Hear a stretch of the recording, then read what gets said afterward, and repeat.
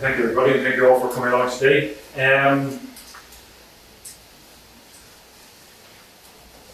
Take blockchain out of its natural habitat, cryptocurrencies, it becomes somewhat of a solution looking for a problem. I want you to keep that in mind. I'm going to give you a little bit of context in terms of how I arrived here today, and it's pertinent in terms of some of the journeys that you guys might be taking yourselves.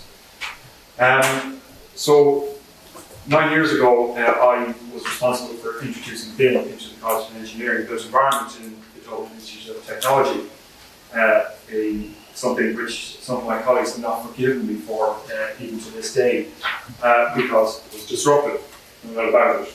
It was there. It was probably made just before we started here about BIM, and just as both the UK and Ireland are getting to grips somewhat with BIM, we're about to pull the pin on the blockchain grenade and chuck it in there as well now. So the solution is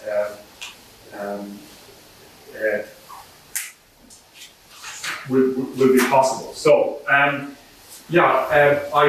undertook a master's about 7 years ago, and what I was interested in was the collaborative technologies of the Revit application, which is a BIM modeling application. So I got a group of 40 architectural technologists who put their hand up and said, yeah, we'd like to do this.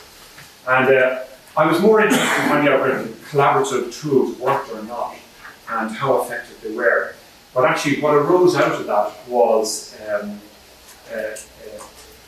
accelerated learning. The students developed an accelerated learning in terms of what the collaborative tools did. What those collaborative tools did was they initiated a conversation, if you like, and a conversation which was visualized in front of them in terms of the technologies. So I got an inkling of a phenomenon that was happening there, and I decided that I'd follow up on that. So I'm kind of coming towards the end of the PhD in this whole area, looking at the human and social dynamics of professionals using that collaborative tool set within BIM. And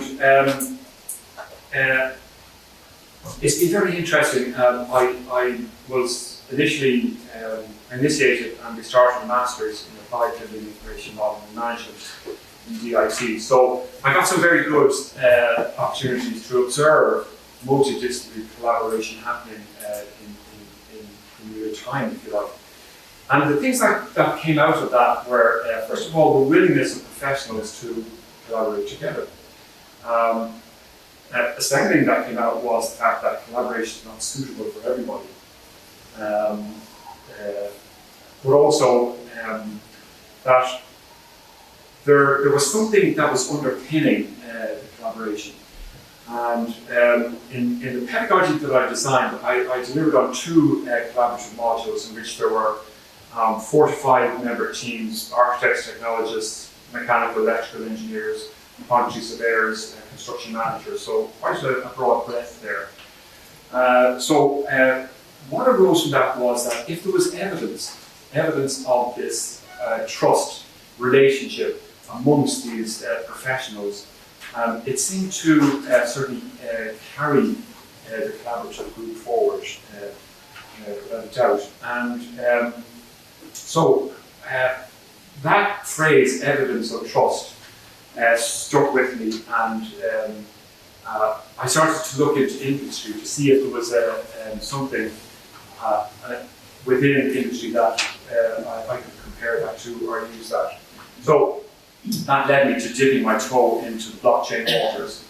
And I, probably with a lot of other people, when you start to dig into blockchain initially, go, this is fantastic, it's a magic pill.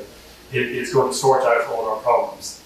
As you delve into it a little bit more, you realize, oh, hold on here, there's a lot more to this that is necessary. Now, to come back to that, the big part of it is when people initially move from that 2D world into that 3D world and start to build 3D models using the authoring software. The initial excitement is the construction, visualizing that building coming together, putting in those building elements of walls, floors, windows, doors, roofs, and things like that, and the initial response that you get back from that. Also, you start to realise that those building elements start to get populated with data. But the Rubicon moment is when those students realise what they're actually doing is they're programming a database. And Revit and the other authoring softwares are quite an effective method of programming a database. But when you realise that, then a whole new world opens up in terms of what can come along with this building model. And you have to remember that it was developed in terms of being a more efficient way of producing 2D drawings. So that there would have been coordination between plan sections and elevations. But what happened was that a new added value network started to arise out of the database. So we started to discover that we could take quantities.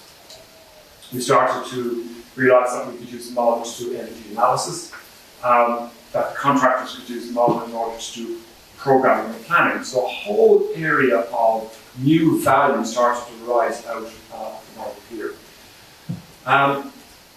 Moving on to onto blockchain there, and I've got a layman's definition of blockchain, and what it is that it's a database technology distributed, as we know, with multiple non-trusting writers who can modify the database directly. So, what problem does it solve? Well, it solves this problem: the ancient handshake. You know how the handshake came about? I had a chicken and somebody else had a bag of salt, and we want to do a barter. So I grab his right hand so that I can put the chicken down and know that he's not going to grab the chicken and run away. So I give him the chicken and give him the salt. Basically, what blockchain does is it does that cryptographically. That's it. It's a reenaction of the ancient form of the handshake. But what I've started to find is that when you apply blockchain to a solution, what happens is that it starts to develop an added value network. So our first speaker gave you a very good idea there in terms of some of the applied and practical elements to using blockchain. But I think there's more to it than that. And you have to go back to the origins of the blockchain and the people who created it.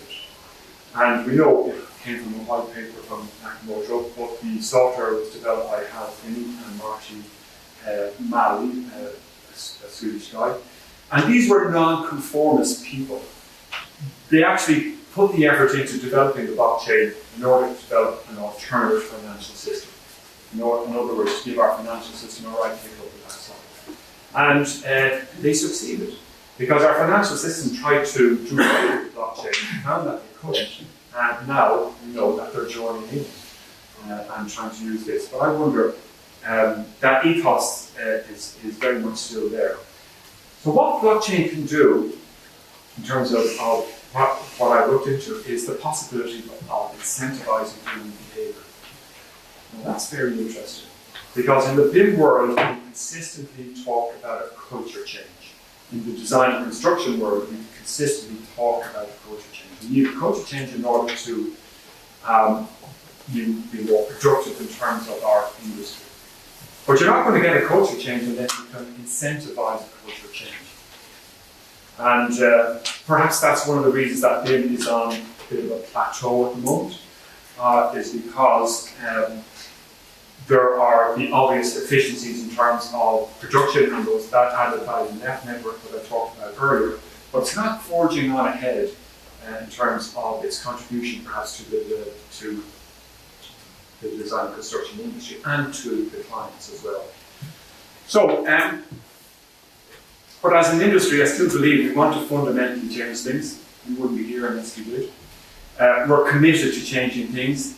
And now, I believe we have a tool set to change things here as well. Our traditional procurement system is top-down hierarchy, and it tends to put the originators of the data in control of the data. And that's a problem. And it's very difficult to tell somebody, and that's, they're the designers, they're the engineers, they're the architects. They originate the data and they want to control it. And part of the problem of our traditional procurement has been the slow leak of that data because it's valuable. It pays the fees at the end of the day. So the possibility exists now in terms of the extra added value that blockchain can bring to the design construction industry is to break down hierarchy and introduce network. And this industry has not felt the full force of the network as yet. So therein lies a really strong possibility there. Network over hierarchy. Hierarchical structures are being replaced by network structures in many industries simply because networks are more efficient, they enjoy a higher market value, they are fault tolerant, and they're self-regulated. Hierarchy is inherently competitive, whereas networks are inherently collaborative. Okay. So, there's revolution in the air. And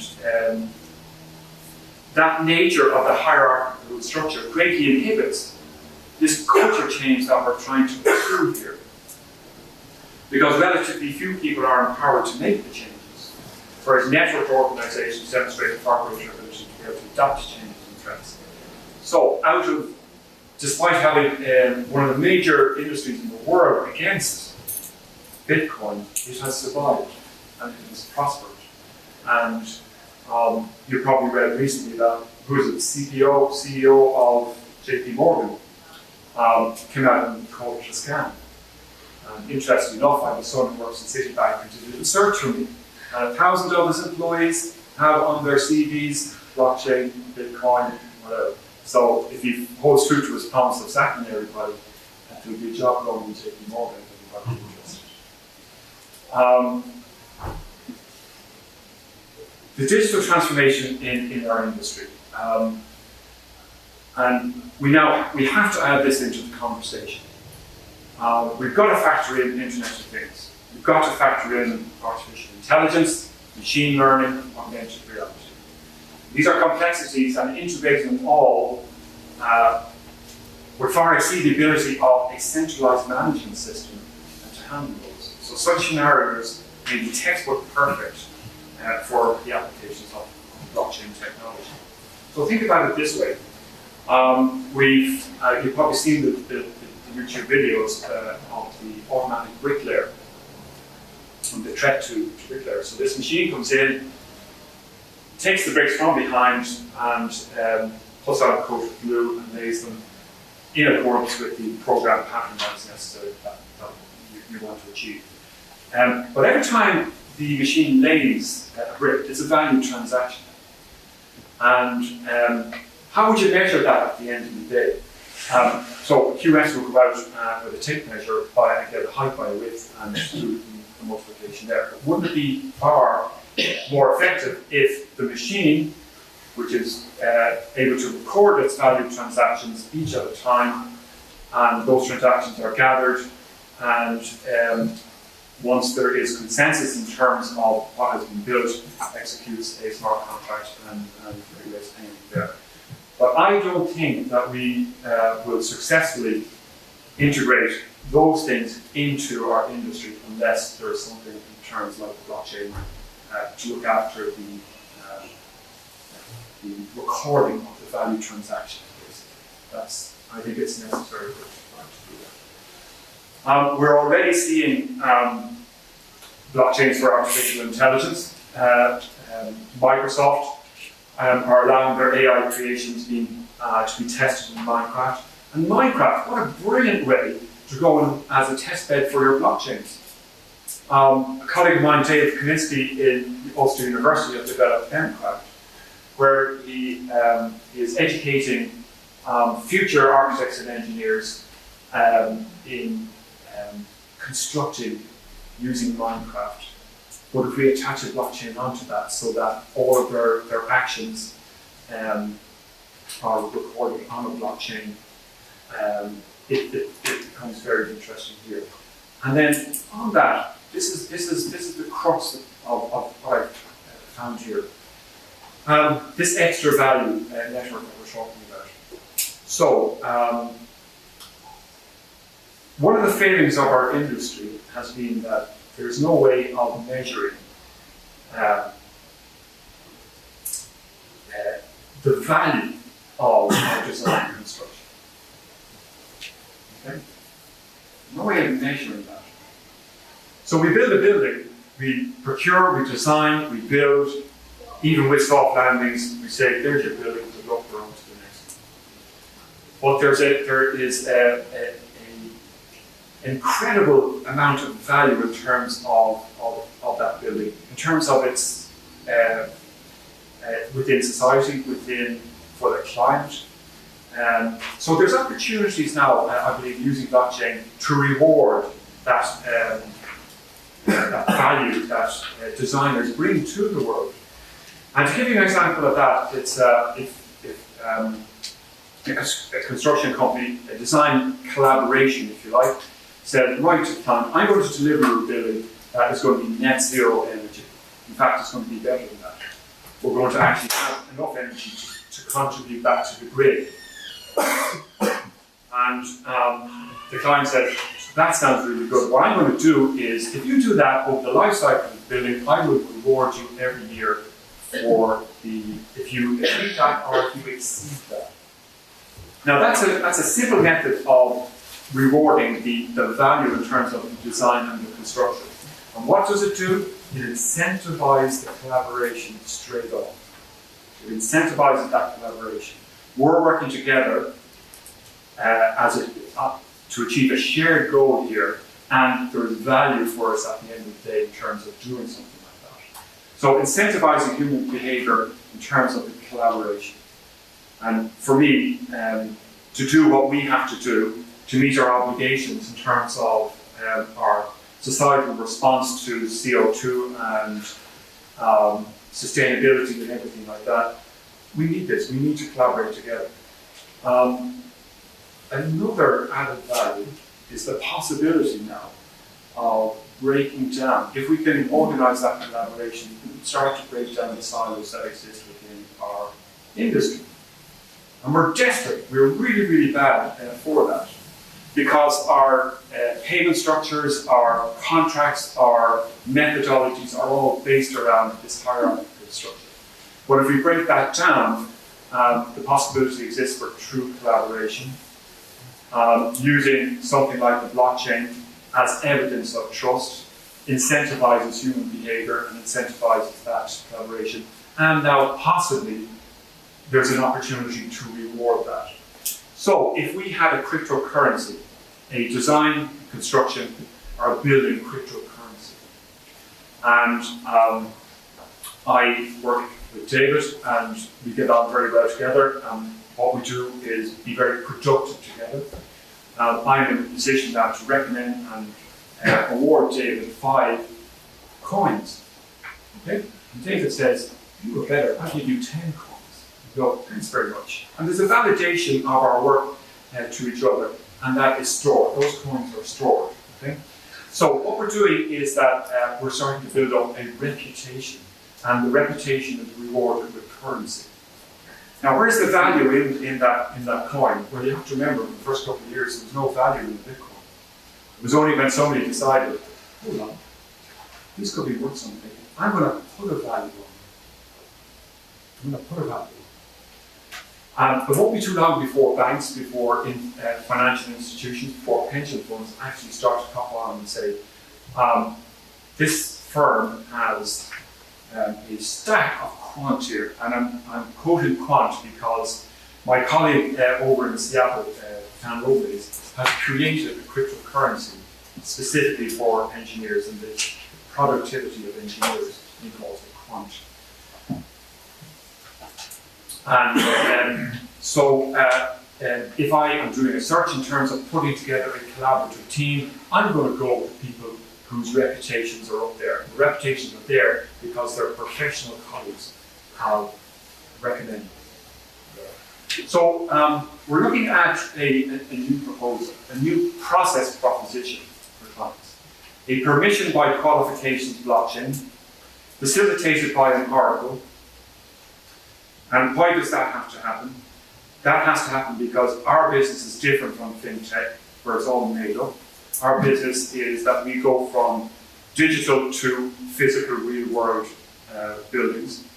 So the oracle is somebody who facilitates a consensus network for a consensus mechanism, who will include the collaborative stakeholders, the client, the architect, the engineer, the contractor, with consensus categories possibly of material supply, including prefabrication, which is the line we're going into now, labour interaction, including robotics, and quality control.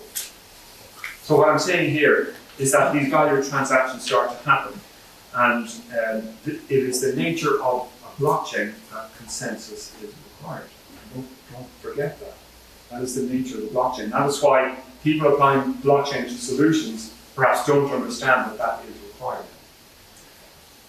I spoke about that extra value network, but there are synergies that exist between them, which is in itself, when you start to strip everything back, a multi-user collaborative piece of a database that can be distributed. It's a blockchain nearly in itself. The Integrated Engineering Blockchain Consortium, which is based in Seattle, and I've been doing a bit of work with them over the last year or two. I have some very interesting white papers which you might be interested in reading. And I refer back to my first slide here. When we take blockchain out of its natural home, it's a hammer looking for a nail, but there's many different types of nails. Some more valuable than others. The blockchain, but if a problem solution fit is found, it will bring with it a new value network for new and novel opportunities. And this is blockchain's real component. One coin to rule them all, and to a building profession bind them. And that's, if anything came out of this, if I see a result in terms of the introduction of blockchain into our industry, it is actually to guide our industry and facilitate and incentivize this collaboration. Are you familiar with Nvidia? Okay, they make, your computers have an Nvidia graphics card. They're probably the most interesting company in the world at the moment, because they've gone into artificial intelligence and machine learning in a big way. So design the product, design the factories that are going to make the product, and design the robots that are going to make the factories, all in virtual space. Further on into this, he gives an example of machine learning, where they teach the robot to play ice hockey. So there's a goal, and the robot has to learn, first of all, to pick up the stick and then to hit the puck. So repetition, repetition, repetition. It's learning, that didn't work, this worked, this worked, this worked. So when he gets this into the goal the first time, and again, you have to remember, this is in virtual reality. This is not in reality. But they take his brain out and they give it to 100 virtual versions of Arm playing hockey. And they all go out playing hockey. And then through statistics, they find who was the best robot, who got the most 99 out of 100. And they take his brain out, they take all the other brains in, and now they give that brain to that robot. So you can see the growth in terms of the learning, of machine learning, and this is all happening within this holodeck, as they call it, but the code is real, and the code then can be transferred into a physical object in terms of making things. So I only wish I was 30 years younger, because I think there's a hugely exciting time ahead. I show this to my students, and their jaws are open, and they cannot believe that the future that's ahead for them. It's very exciting, it's wonderful, and I have absolutely no doubt that blockchain is going to play a central role in terms of recording the value transactions of robots.